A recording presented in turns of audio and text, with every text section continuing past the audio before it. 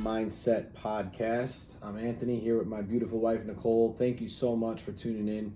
And let me start off by saying the amazing response that we got for our first episode last week. Thank you so much. We're so grateful, so humbled by the amazing response and experience that people had listening to our podcast.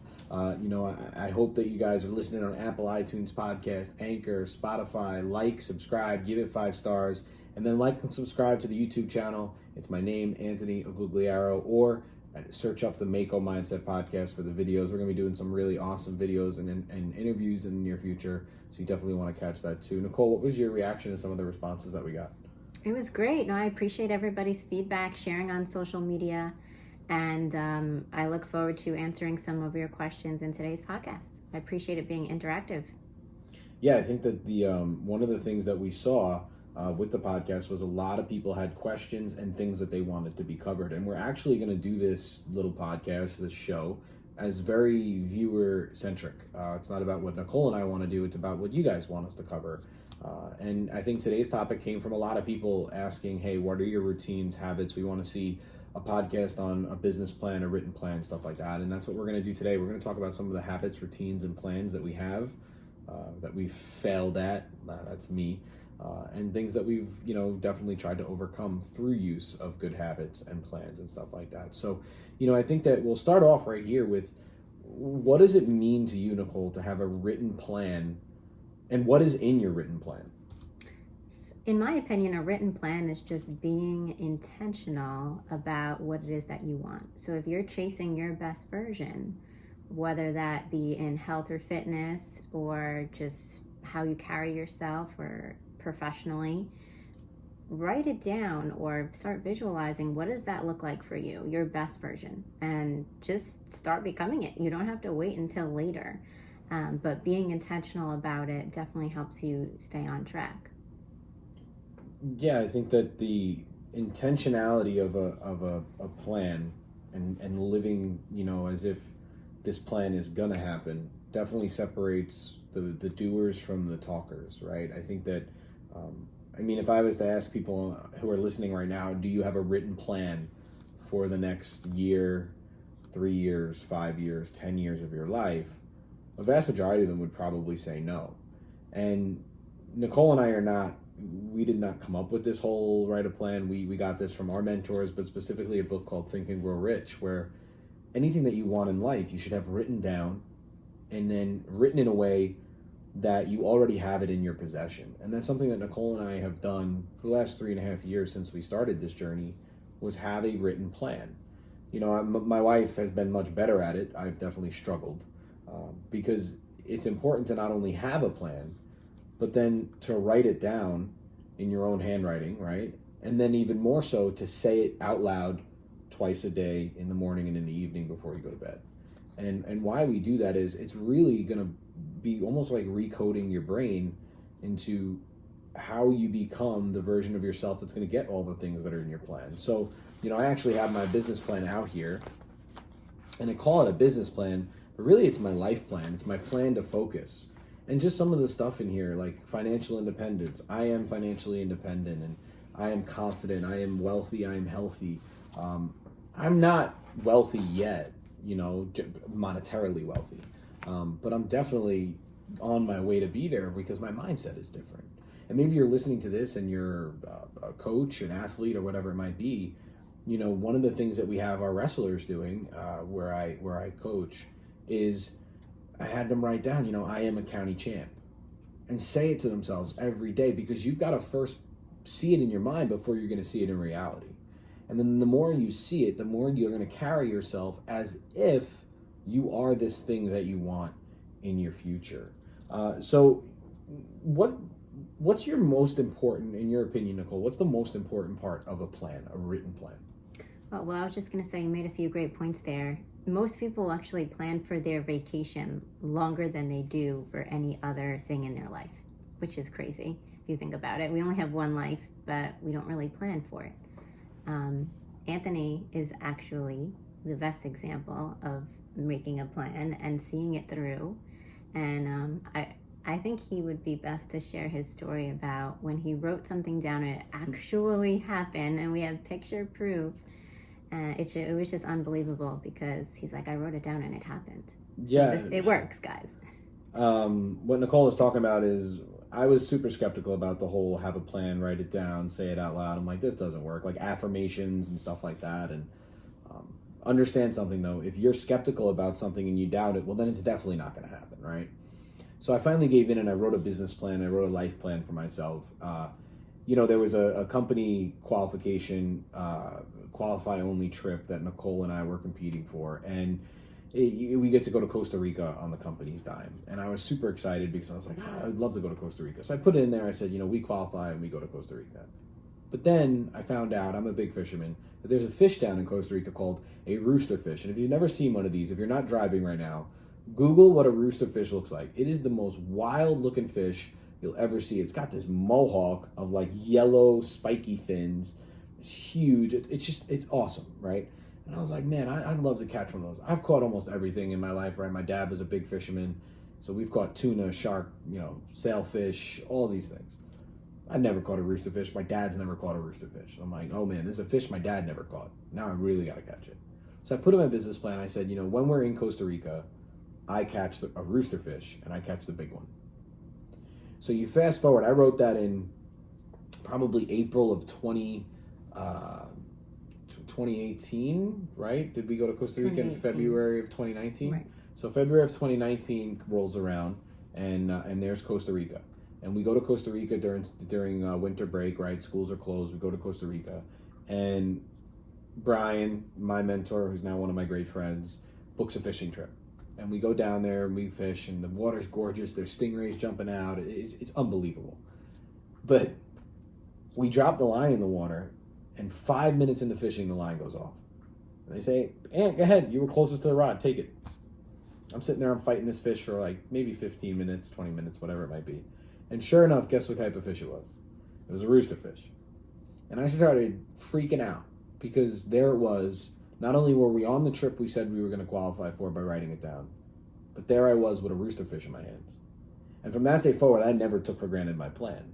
Everything that I've put in my business plan, my life plan, right, has come true so far. I wrote in our plan that Nicole was going to be retired from her job at 27 years old. I wrote in our plan that we were going to have a certain amount of student loan debt gone by a certain date, and we did it. I wrote in our plan that I was going to lose 25 pounds from September through to March, and I did. Committed to a diet and all that. Because when you have it written down in front of you, and you say it out loud twice a day, well, now you're going through your whole day cognizant of what you have in your plan. See, if you just write it down and you never read it, guess what? You're going to forget about it. But if you read it every morning, you're more likely to go and do those things. And then when you come home at night and you read it again, well, guess what? If you didn't do the things that were right to get you course, you're going to feel a little guilty, and you'll make sure to do it again the next day. So that's something that I think is super, super, super important when it comes to a plan. Thank you for reminding me of that. Because if you don't write it down, you'll never know if you were close to your target or if you hit your target, because you never had a target. Yeah, I mean, it's almost like skeet shooting, right? Like you can't shoot something that's not there. You can't. It's almost as if you were to go on a road trip right now and you were saying, I want to get to Lake George, New York, where we're going to be going in a couple weeks. And honestly, if you wanted to do that, you're going to have to put in the GPS, the hotel or wherever you're staying, and then go. You can't just blindly drive. I'm just going to head north, and just drive north.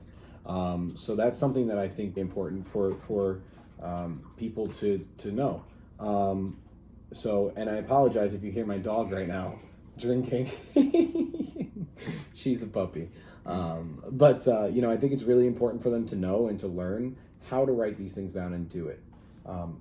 It's a known fact. I mean, think about any of the greats in any industry. Michael Jordan. Do you think that he woke up every day and just said, I'll throw some hoops? No big deal. No, he was super intentional about how many he would throw and what it would look like and how's it going to feel when he wins a championship, visualizing his own success and his team's success. Yeah, I think that Michael Jordan, Kobe Bryant, you think of elite performers, right? David Goggins. These guys are intentional about every single thing that they do from the moment they wake up to the moment they go to bed.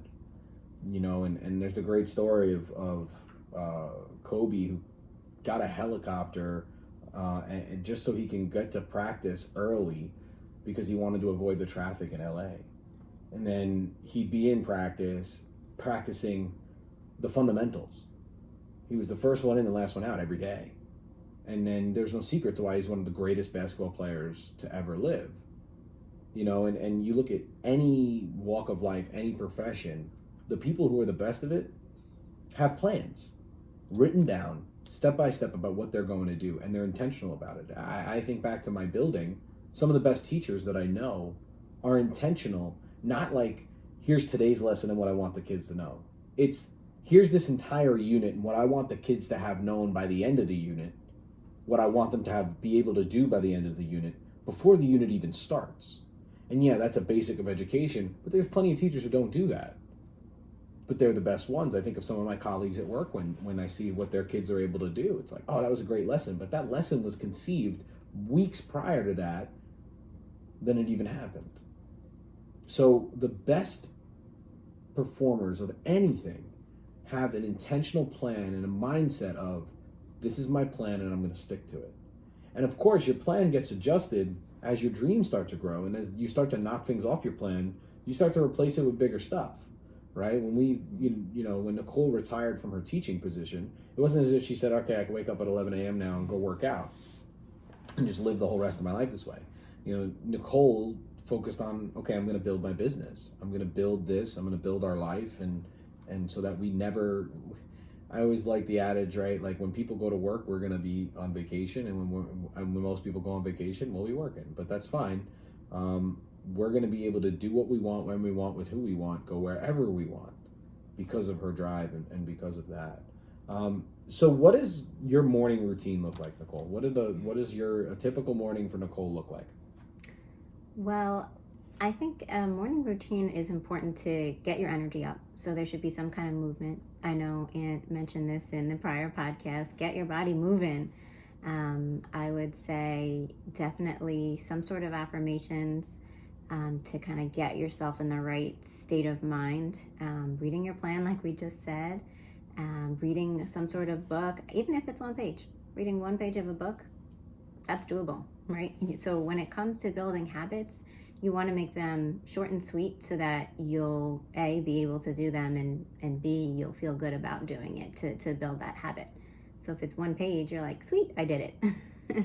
Yeah, I think Nicole just hit something really important there. It's that you might listen to this podcast, you might listen to whatever mindset podcast you listen to, or self-development podcast, and they say these great morning routines. But if you've never had a morning routine, you can't just start waking up at 4 a.m. tomorrow, right? You can't just start working out before you go to work.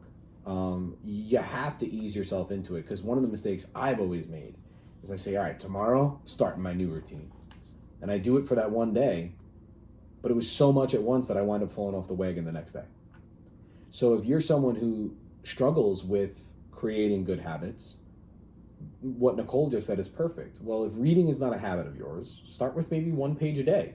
In the morning when you wake up, read one page.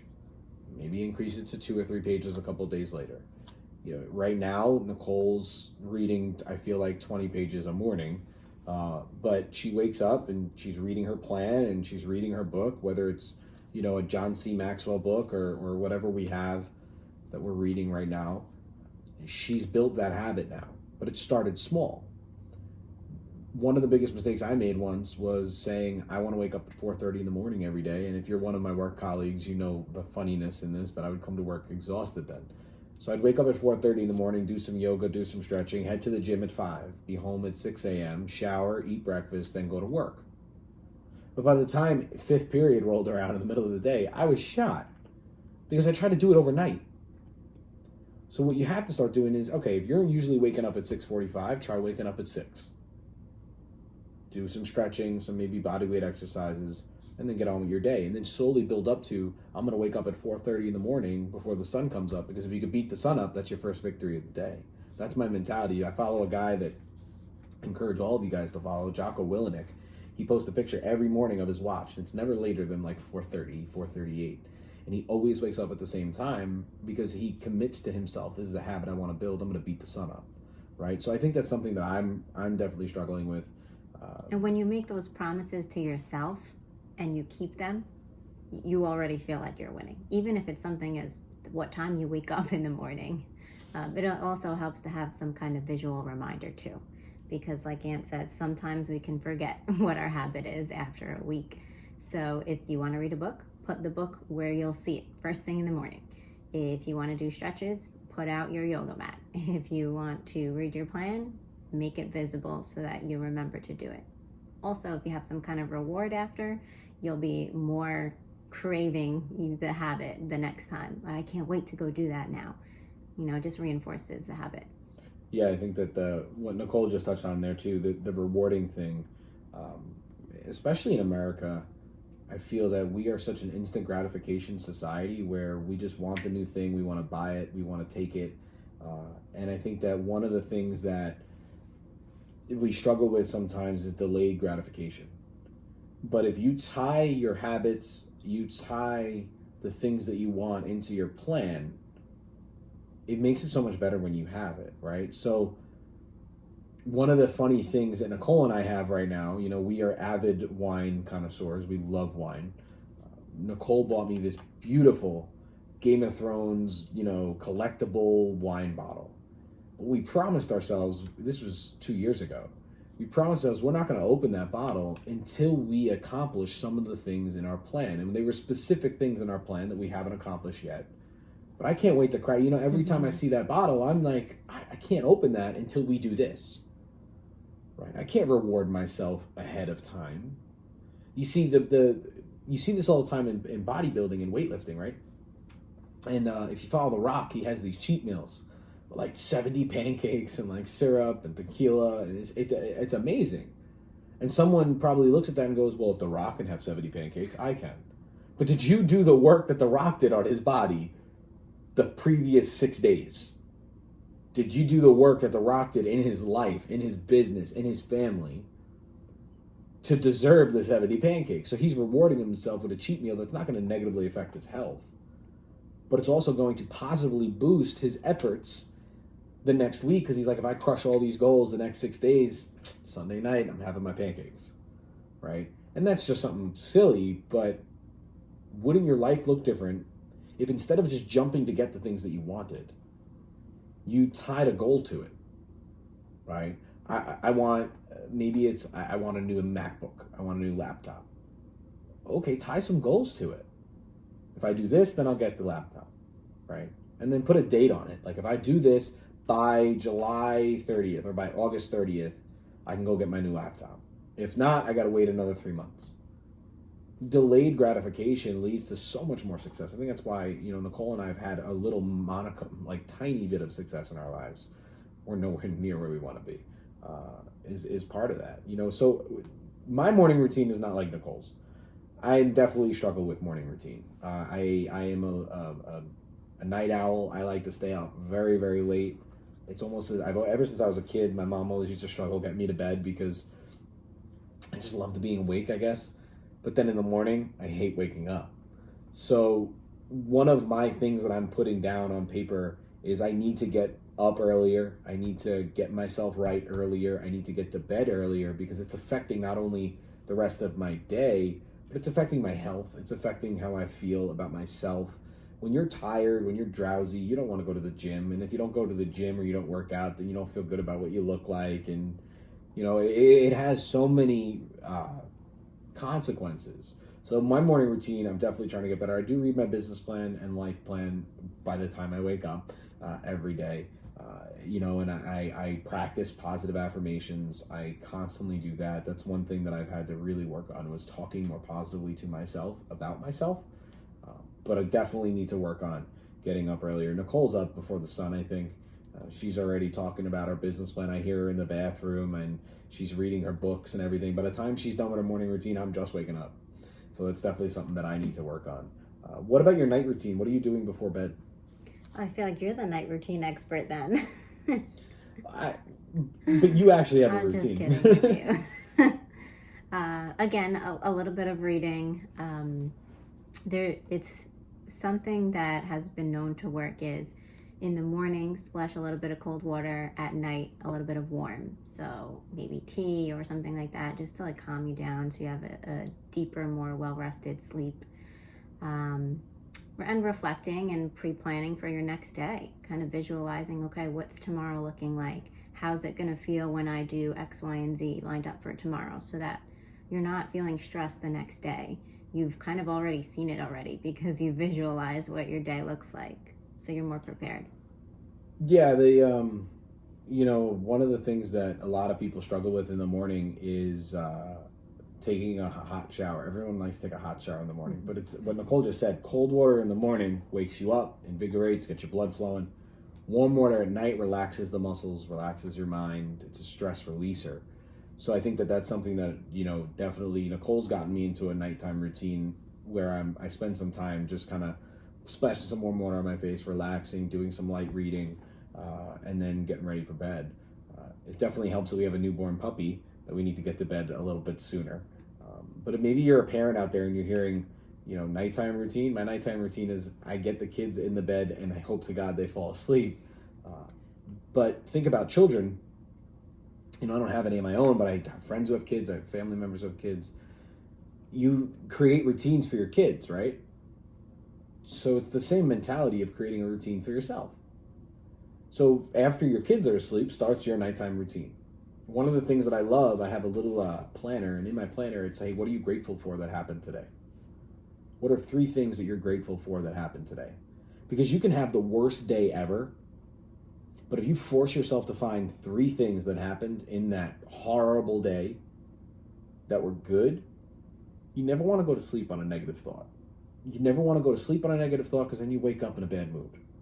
Go to sleep on a positive thought, wake up in a positive attitude, and you'll have a much better day and much more likely to hit your goals, right? I think that that's something that is super important. Nicole and I don't go to bed. We try not to go to bed with a negative thought. There's plenty of times where, hey, we argue.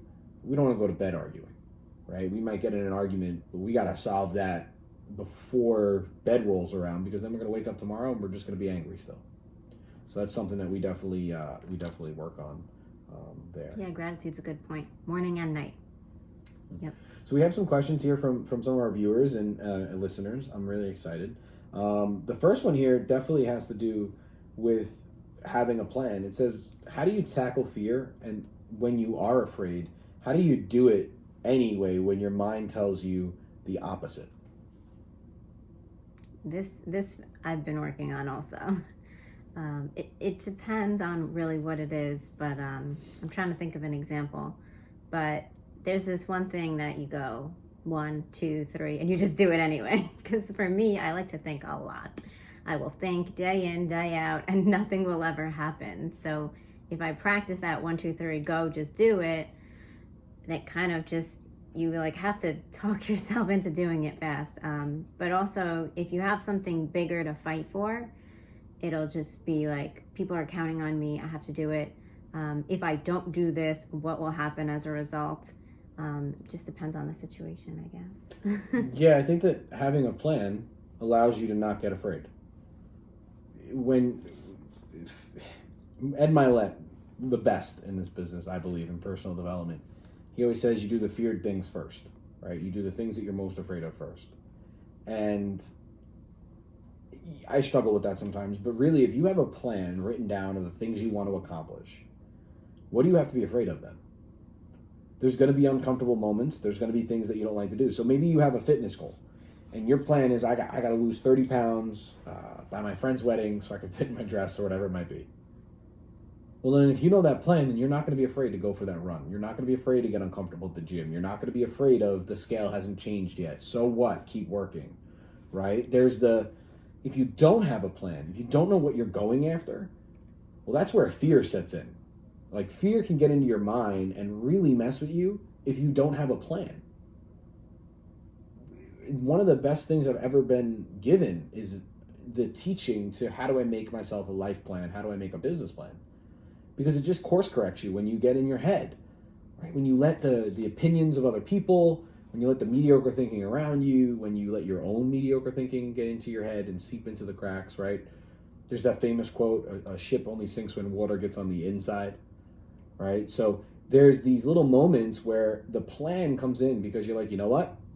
I have a plan.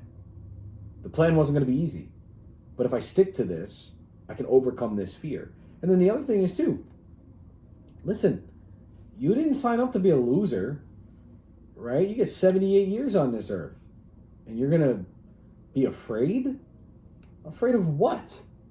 What's the worst that can happen for you to go after your goals, right? There's certain moments, right? You want to be afraid. You don't want to be fearless, just jump off buildings and stuff like that. But you should be fearless when attacking your goals. You should be fearless when you want to go after the things that you want, because it's just too damn big of a deal for you not to go 100% all in. And whatever your field is, right? And for us, it's in our business and in our teaching. For you, it might be your fitness, it might be your family, whatever it is. There's I like living as if there's no tomorrow. Get what you have to get done today. Get it done. And then whatever you didn't get done, make that the first things you do the next day. That's got to be the first thing on your list. But see, if you don't have a plan, you don't have a list, you don't even know what you're doing. You're just wandering through life, right? Hoping that something good happens to you. And it's like, what's that quote that we always hear, that luck is when preparation meets opportunity? So people call it luck. If you look at anybody who's been lucky, like people say Michael Jordan's, he was born with God-given talent. Yeah, but hard work beats talent when talent doesn't work hard, right? So Michael Jordan woke up every morning saying he was going to be the best basketball player of all time. In my personal opinion, he is.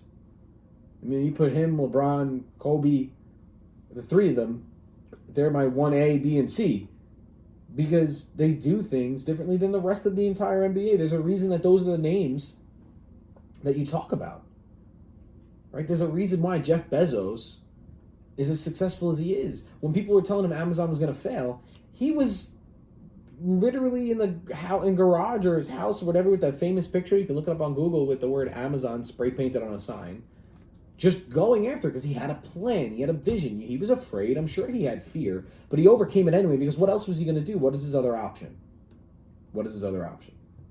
So what you want has to be way stronger of an emotion than whatever your fear is. Yeah, definitely. The next question here comes from Karen. I'm really excited because I think this question goes exactly what we were talking about. What was one of the first good habits you implemented? Affirmations, 100%. In our first podcast, I mentioned how my self-talk didn't serve me for basically my whole life growing up. And then when I learned about what are affirmations and what does that look like, I started doing it every single morning and night, telling myself things that I want to be as if it already happened already. So I basically started changing myself from the inside out. And that one small thing has changed almost everything, like my very being, I feel like. Yeah, I think positive affirmations are if you're not going to call yourself beautiful and champion and a winner, you can't expect anybody else to do it, right? Most of the world is going to tell you the opposite, that you're too small, you're too stupid, you're not pretty enough, you don't have the skills, you don't have the experience to do that. What are you doing? That's most of the world, right? And especially through social media. You just take our podcast, right? We've had amazing reviews, and then we've had people that reach out and say the weirdest things, like, you can't do that, what are you doing, you're a joke. And I laugh because I'm like, I'm not doing it for those people. They're too close-minded to even hear what we're talking about. I'm doing it for all the people that are listening for the right reasons. So the positive affirmation things, you stole my answer. That was my answer. I think that the best habit I ever built was stop saying sorry. That was something that I used to do all the time. Brian used to beat me up for it, but I used to come in, hey, sorry for bothering you. Sorry. And outwardly, I'd always have a great view of, like, I'm this confident guy, but inwardly, I definitely had some self-esteem issues. And I definitely have struggled with that. I was always the loudest, funny guy in the room because maybe I felt a little insecure about who I was. But that was my own thoughts doing that to me. I have a great supportive group of friends and family, so I was doing it to myself. So once I changed to a more positive self-talk, I felt so much better. Not even just about myself, just about the day, about my future, about what was going to happen. I felt so much better after doing positive affirmations. I am a winner. I am strong. I am confident. I am loved. I am ambitious. Like all these things I would say to myself, and I still say to myself every morning, because then nobody can get in my way, especially myself. You are the biggest opponent to what you want to do. You are the biggest obstacle you're going to have to overcome is you. So if you can knock that dude out in the morning, right, and get him done with, well, the rest of your day is easy. And then at night, you remind him, stay down, right?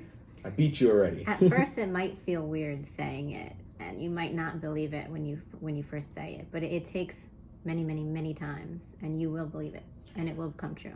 Karen's second half of her question here is really good. What was one of the first bad habits that you had to get rid of? Mine would be a mindset. I used to think really small, really limited, count ourselves out for everything. We won't be able to do that. So just thinking in abundance, and that kind of goes into your plan. Starting to dream big about what you really want.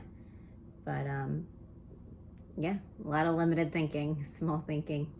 And that happens with habit, guys. It comes back to the same thing. It's like, how do you get your mindset changed? You keep practicing affirmations. You keep practicing reading your plan wherever you're going. I think my bad habit that I really had to get rid of, I would say it would be two things. Speaking negatively about other people. I think I loved the gossip. It's definitely something I've had to work on in my life. And I think the second one would be speaking negatively about myself. I used to struggle so much, and still do, in some ways, with self-esteem. I was not happy with what I saw in the mirror. I was not happy with who I was as a person. And it comes from, I really don't know, honestly, where it comes from, because my parents love me more than anything in the world. Nicole loves me. My friends and family love me, but I definitely had struggled with it. But a lot of athletes do this. And I'm not a star athlete by any means, any stretch of the means, but athletes in general, we struggle with self-esteem when we lose our sport. You look at former football players who struggle with depression and anxiety, or former wrestlers who have a lot of eating disorders as they get older, and body image issues. You struggle with dancers who maybe can't move as fast or don't have the same body that they used to when they were dancing. Athletes in general develop a lot of self-esteem issues after they're done playing their sports. So after wrestling and rugby were gone for me, I definitely developed a lot of, I don't want to say hatred for myself, but I used to make fun of myself. And I used to do it outwardly too, and people would laugh, right? You think of the Robin Williams of the world, or even Eminem, how he rips himself to shreds on all his music. I definitely struggled with self-esteem. And once I started to get rid of that, and I still fight it to this day, but I'm definitely better at it, my life took a totally different image and outlook on what was best for me. And, you cannot talk negatively about yourself. There's so many things out there that are going to try and bring you down, right? The devil comes in many different forms. And if you start talking negatively about yourself, all you're doing is making it easier for the whole world to put you down. And I think that that's something that if you can develop the skills to catch yourself talking negatively about yourself and then say, I am a champion. But it all goes back to what we first started. You have to have those affirmations written down, because then you're going to remember the girl or the guy in the morning who was reading, I am a champion, I'm a winner, I'm in the best shape of my life, I love myself, I love who I am. So that when you start talking negatively about yourself in the middle of the afternoon, you're like, no, remember what you told yourself this morning. That's the type of habits that lead to more successful habits. Once you can start talking positively to yourself about yourself, everything else comes as a result of that. You want more money, you want a better job, you want stronger family bonds, you want to buy the dream house, all that'll come. But you have to think more positively about yourself before any of that's going to come, because no success outside of the home makes up for a lack of success inside of the home, is what one of my great mentors once told me. And same goes for your mindset. You could be the most successful person in the world, but if you don't feel like that at the end of the night, are you really that successful, right? Do you feel good about who you are, what you do when you put your head on the pillow at night? And are you telling yourself that every day, that you make a real good impact on this world? So that's definitely something that I struggle with, was negative habits. But Nicole, any closing thoughts here for our second episode? I hope you gained value. I want to challenge you. We both want to challenge you to start really thinking about what you want and write it down and give us some feedback. Let us know what you've been able to implement and how it's going. Yeah, I mean, if I were you, I'd take out a notepad and write down 3 really amazing statements about yourself in the form of I am, and then read them for the next week and see how you feel. And if you don't feel that great, well, I'm sorry.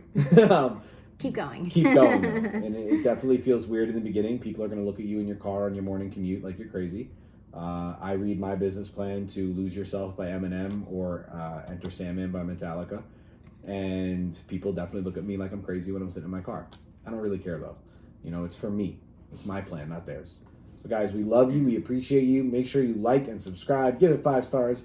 And we'll see you on the next episode next week. We're really excited. I hope that you enjoyed this episode of the Mako Mindset Bye, Podcast. guys.